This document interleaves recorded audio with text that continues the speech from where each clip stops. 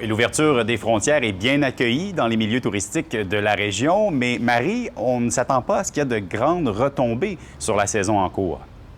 Non, eh bien, l'automne est habituellement prisé là, par les touristes en provenance de l'extérieur, mais ces touristes planifient d'habitude leur séjour à l'avance et comme l'annonce arrive relativement tard dans la saison touristique cette année, eh bien, on ne s'attend pas à un grand déferlement de touristes en provenance de l'extérieur à l'automne. Le plan annoncé aujourd'hui est cependant une bonne nouvelle en prévision de la prochaine saison touristique, donc de la saison touristique prochaine, selon Tourisme Bas-Saint-Laurent. On peut les écouter.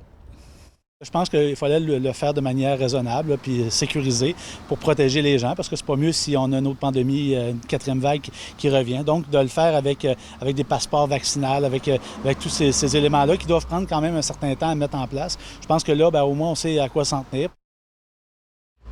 Même son de cloche du côté de Tadoussac, là, où pendant une saison touristique normale, si on veut, eh bien 60% des touristes proviennent de l'international.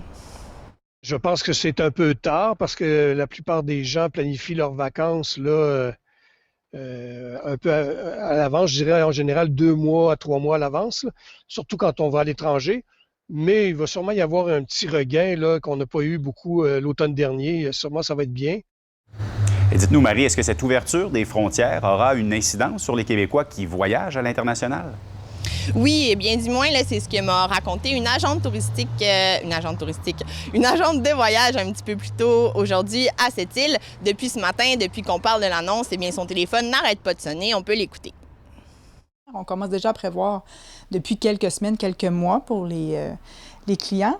Mais j'ai l'impression que pour ceux qui étaient encore peut-être hésitants ou un peu plus insécures, j'ai l'impression que ça va être quelque chose qui va déclencher un petit hop la vie, je veux dire, là. Alors voilà, une bonne nouvelle pour la planification de la prochaine saison touristique dans l'Est du Québec avec cette annonce là, du calendrier pour l'ouverture des frontières pour les personnes vaccinées. Marie Kerouac, merci beaucoup. Je vous en prie. Ici Est du Québec.